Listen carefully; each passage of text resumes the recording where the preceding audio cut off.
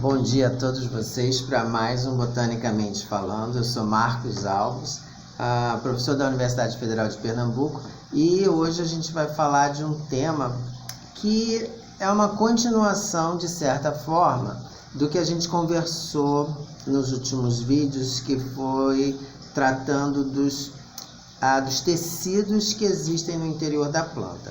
No vídeo anterior a gente falou que as plantas elas são formadas por um tecido que reveste a planta, que é a epiderme, e no interior tem o sistema vascular, que foi o tema do nosso vídeo anterior, que basicamente é o tecido xilemático e floemático, e o tecido de preenchimento, que então vai ocupar esse espaço entre o sistema condutor e a periferia, que é justamente a epiderme, que faz esse limite entre o meio externo e o interior da planta.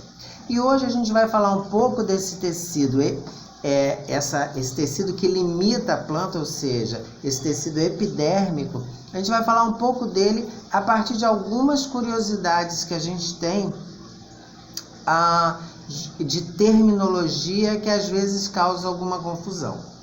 As plantas, várias plantas têm uma série de estruturas que estão nesse tecido, e vai dar um aspecto ao tato diferente. Então tem plantas que as folhas são macias, são ásperas, são urticantes, perfurantes. Então diferentes estruturas das plantas, que para as plantas têm a função em geral de proteção.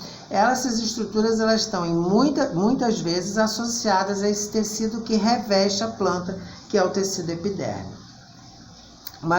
Alguns dos termos que a gente usa, numa grande maioria de trabalhos, a gente usa termos como por exemplo, pelos ou tricomas.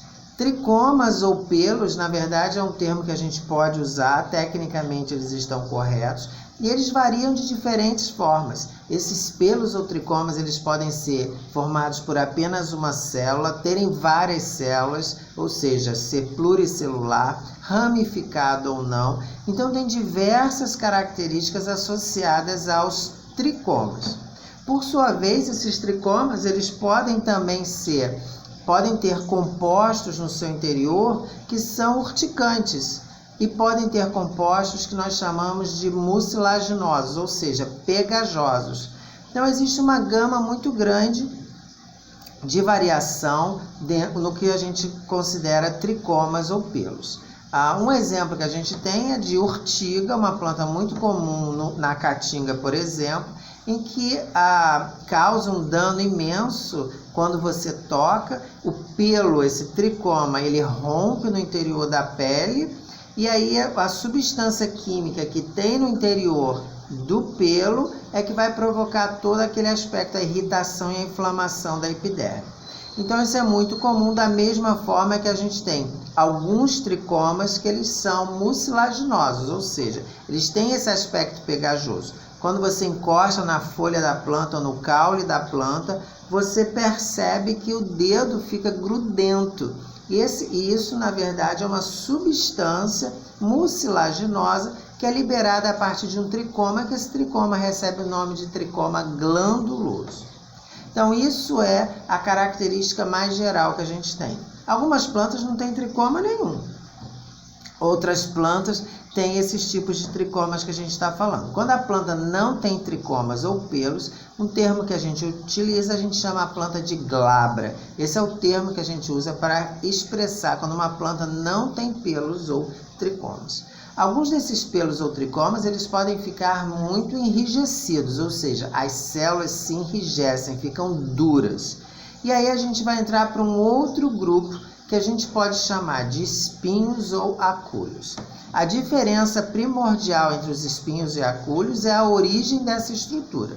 No caso dos acúlios, a origem é da epiderme. No caso dos espinhos, essas estruturas elas são irrigadas pelo sistema vascular. Então não é uma coisa apenas da epiderme, mas é uma estrutura que tem uma ligação com o sistema vascular que é interno na planta.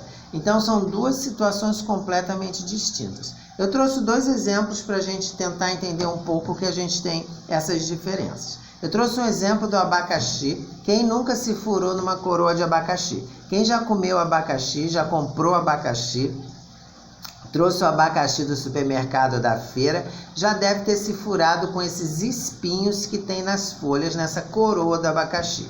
Quem não assistiu o vídeo sobre abacaxi, eu sugiro que vá na nossa biblioteca, na nossa videoteca, procure o vídeo do abacaxi, porque a gente inclusive ensina como fazer uma muda de abacaxi a partir da coroa. Super legal.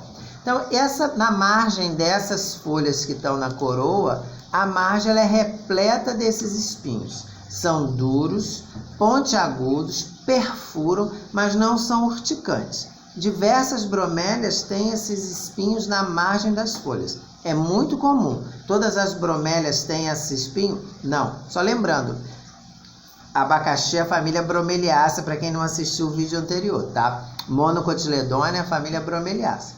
Então, esses espinhos, eles são, em geral, muito perfurantes, mas nem toda bromélia tem espinhos na margem das folhas. Se você tentar tirar esse espinho, você não consegue. Você rasga a folha, mas o espinho não se solta. Por que você rasga a folha? Porque no interior desse espinho, microscopicamente, que a gente não consegue ver com os olhos, só com o microscópio, porque é uma estrutura muito pequena, existe uma estrutura interna, que é esses canais hidráulicos que eu falei, que conduzem nutrientes, e esses canais fazem com que esse espinho, essa estrutura fique presa. Então você não consegue retirá-lo.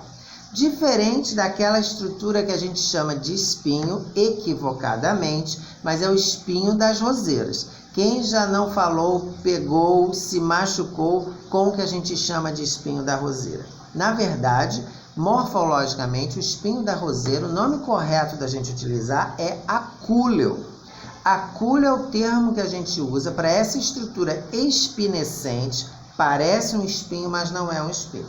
A gente sabe que não é um espinho, porque se você pegar aquela estrutura da roseira espinescente, você consegue retirá-la. Ela sai facilmente. Parece que ela foi colada no caule da roseira. Se você tem uma roseira aí na sua casa, faça esse teste. Você consegue destacar o espinho. Isso é muito característico e faz a gente entender a diferença do espinho, por exemplo, que a gente vê na bromeliácea. O espinho na roseira, que se chama de acúleo, ele é uma estrutura que está na superfície da folha, do ramo. Então, como ele está na superfície do ramo, do caule, você consegue retirá-lo. Eu trouxe um exemplo aqui de 2 acúleos ultra desenvolvidos, muito comum em alguns representantes da família Malvácea, que é o grupo das barrigudas, que é uma planta comum na caatinga. Anteriormente era da família Bombacácea, que hoje está inserida dentro das malváceas. Então aqui a gente tem um exemplo de um acúleo. Repare que ele é liso, isso foi retirado do caule. Ou seja, a superfície, a epiderme, que no caule já é periderme, esse acúleo ele se desenvolve na superfície, ele consegue ser retirado. Repare como ele é liso aqui nessa região, é só aderido à superfície, a epiderme, no caso do caule da periderme.